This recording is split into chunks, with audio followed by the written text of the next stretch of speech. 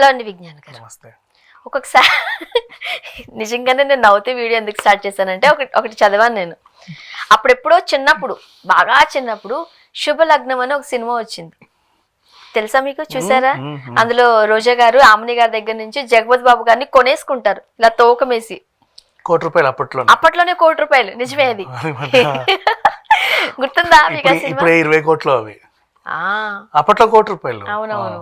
అయితే same incident ఎక్కడో జరిగిందంట. నిజంగానే భర్తను అంత డబ్బులు పెట్టి కొనుక్కున్నదంట. నిజంగానే అమ్మింది. ఇప్పుడు కొనడం విషయం పక్కన పెడదాం, ఆమె అమ్మింది, అమ్మారు. ఏంటి రియల్ శుభలగ్నం స్టోరీ? చైనాలో జరిగింది ఇది. ఓకే, మన దేశం కాదు. లేదు లేదు లేదు. యాన్ అనే ఒక అబ్బాయి యంగ్ అనే ఒక అమ్మాయిని పెళ్లి చేసుకున్నాడు. పేర్లు కూడా బాగుంటాయి. వాళ్ళకి 2 కూతుర్లు, బాగానే ఉంది. వ్యాపార భాగస్వామ్యంలో హోన్షి అనే ఒక అమ్మాయిని ప్రేమించాడు. ప్రేమించడం కాదు, వాళ్ళు కూడా అదేంటిది ఆఫీస్లో తరచూ కలుసుకొని వాళ్ళకు ఓ బాబు కూడా పుట్టాడు. పెళ్లి కాలేదు. పెళ్లి ఇంకా కాలేదు. పెళ్లి చేసుకోవాలని చాలా ప్రయత్నాలు మొదలు పెట్టింది. ఆల్రెడీ నాకు పెళ్ళయిందని తెలుసుకొని 2 పిల్లలు ఉన్నా కూడా ఆ భార్యని ఒప్పించి పెళ్లి చేసుకోవాలని అనుకుంది. చాలా కష్టపడి లాస్ట్కి ఆమెకి ఏంటంటే 1.2 మిలియన్ ఆ చైనీస్ కరెన్సీలో డబ్బులు ఇస్తానని చెప్పింది. అంటే మన కరెన్సీ ప్రకారంగా 1.39 కోట్లు, 1,39,00,000 తక్కువే. అంటే అప్పుడైనా ఇప్పుడైనా మొగుడు రేటు కోటే. సరే, దేశం ఏదైనా సరే మారలా. ఇది బాగుంది. రేట్ అప్పుడైనా ఇప్పుడైనా మీలా నేను అల్లాపోతున్నాను. Husband rate ₹1. సో ఇప్పుడు చాలా అయితే లాస్ట్కి అమౌంట్ చూపించేసరికి ఈవిడ ఒప్పుకుంది. సరే, నువ్వు నీ కొడుకు మాతో పాటు మా ఇంట్లో ఉండడానికి నేను అంగీకరిస్తున్నాను అని చెప్పి ఒప్పుకొని డబ్బులు తీసేసుకుంది.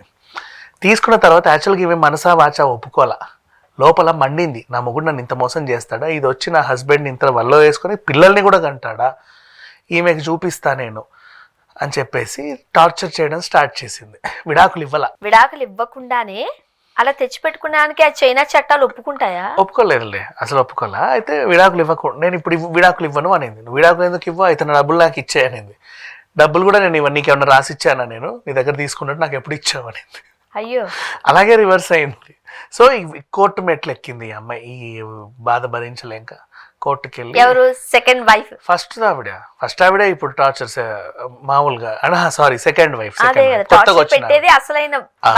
కొత్తగా వచ్చిన ఆవిడ కోర్టు మెట్లకి జడ్జి గారు నేను ఇలా ఒక ఆయన్ని పెళ్లి చేసుకున్నాను, ఒక ఒప్పందం కుదిరింది మాకు, ఆయనకు ఆల్రెడీ పెళ్ళి 2 పిల్లలు ఉంటే వాళ్ళ ఆవిడకి నేను ఇంత డబ్బు ఇస్తాను, నీ మొగుడి నాకు ఇచ్చేయి అని చెప్పా.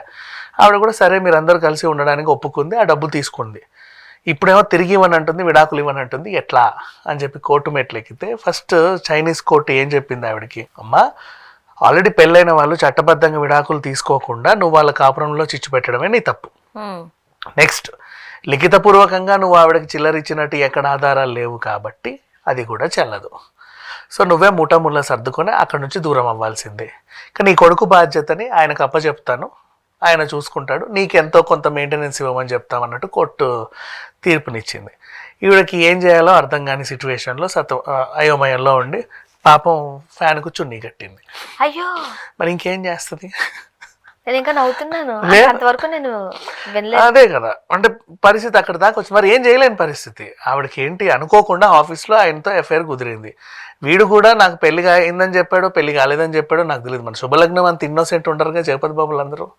అవును, అంతే కదా. నాకు అక్కడ ఆమని గారు కూడా ఏం టార్చర్ పెట్టలేదు. లేదు, నాకు పెళ్ళయింది అని చెబితే బేసిక్ ఇక్కడ ఈవిడ పిల్లల్ని కనలా, అక్కడ హీరోయిన్. ఇక్కడ ఏం చేసింది, నాకు పెళ్లి కాలేదని చెప్పి ఆవిడతో కొడుకుని కూడా కన్నాడు ఆఫీస్లో.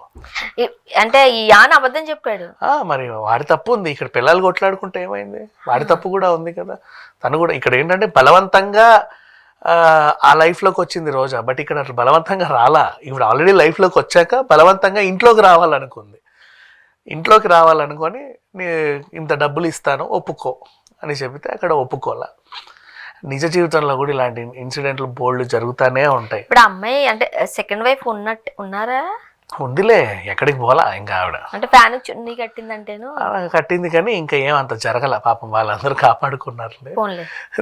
People are happy. అయితే నీకు విషయం గుర్తుపెట్టుకో, అప్పుడెప్పుడో ఎస్వి కృష్ణారెడ్డి తీసిన సినిమాలన్నీ కూడా ఈవివి గారు ఇప్పుడు నిజం జీవితంలో జరుగుతున్నాయి. అవును, ఇదనే కాదు, శుభలగ్నమే కాదు, ఆ కాన్సెప్టే ఎవరికి తెలియని కాన్సెప్ట్ అది కదా, ఎవరికి తెలియని కాన్సెప్ట్. ఆహ్వాన సినిమా కూడా చూడండి, లాస్ట్ లో మామిడాకులు అంటూ కార్డులు పంచుతారు. అవును, ఇప్పుడు ఈ మధ్య అంటే డైవర్స్ మొన్న కూడా జరిగింది. ఒక ఆమె సెలబ్రేషన్స్ పట్టుకుని ఆ కార్డ్స్ పంచిపెట్టి నాకు డివోర్స్ తీసుకుంటున్నానని సెలబ్రేట్ చేసుకుంది. అవన్నీ కూడా అంటే ఎప్పుడో వీళ్ళు ఫ్యూచర్ నోయించి సినిమాలు తీసారో తెలియదు కానీ ఇంకా చెప్పనా, అంతెందుకు సుబ్బారావు రోబో ఉన్నాడా ఘటోత్కచుడిలో, రోబో సుబ్బారావు సేమ్ మన చిట్టి రోబో చూడు, 20 years తర్వాత అప్పుడే ఆయన ఊహించి సినిమా తీసాడు రోబో ఇలా ఉంటది అని. మోస్ట్ ఆఫ్ ద మూవీస్ మన పాత సినిమాలే. అప్పుడు రోబో కూడా హీరోయిన్ కి love you Roja, I love you Roja అని ఎమోషన్ వచ్చింది దానికి. అది కూడా ఇక్కడ కూడా అంతే, ఐశ్వర్య చుట్టూ తిరిగింది.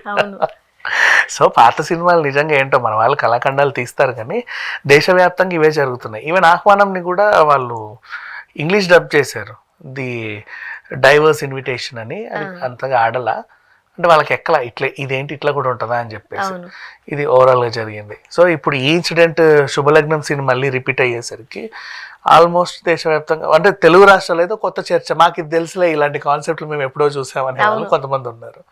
అది జరిగింది. యాక్చువల్గా ఇక్కడనే కాదు, చాలా దగ్గర ఇవి జరుగుతూనే ఉన్నాయి. చాలా మంది దీన్ని చర్చించుకుంటూనే ఉంటున్నారు, ఒక దగ్గర కాకపోతే ఇంకొక దగ్గర. కాకపోతే కొనుక్కోవడం ఏంటో, డబ్బులు ఇవ్వడం ఏంటో. నాకు నచ్చింది విషయం ఏంటంటే యాక్చువల్గా ఇప్పుడు జనరేషన్లో ఏం జరుగుతుంది తెలుసా, డబ్బులు ఇస్తారు నీ మొగుడు నాకు ఇవి అన్నట్ల ఆవిడ్ని లేపేసి ఆ ప్లేస్ లోకి రావాలని చూస్తున్నారు. అలా చాలా నేరాలు మనం చూస్తూనే ఉన్నాం. ఇప్పుడు అట్లా లేదులే సిచ్యువేషన్. అడ్డు తొలగించుకోవడానికి అదేంటిది మొహం మీద పిల్లో పెడుతున్నారు. అప్పుడు అంటే బేరాలు ఆడారు పాపం, ఇస్తా ఒప్పుకోని. భర్త ఇంకొక భార్యను చేసుకోవడానికి ఎంతో కొంత డబ్బులు ఇచ్చి తప్పించడం వేరు. ఇక్కడ ఆ హస్బెండ్ తో సంబంధం లేదు, ఇద్దరు వైఫ్లు మాట్లాడేసుకుని నేను నీకు ఇంత ఇస్తా అంటే సరే నువ్వు నేను ఇంత తీసుకుంటా అని చెప్పి వీళ్ళకి అండర్స్టాండింగ్ వచ్చేసిన సిచ్యువేషన్స్ కి వెళ్ళిపోతున్నాయి. వీళ్ళు అయ్యో మొన్న కూడా మనం దివ్యల మాదిరి వాళ్ళ లైఫ్ లో కూడా ఇదే చూసాం తెలుసా.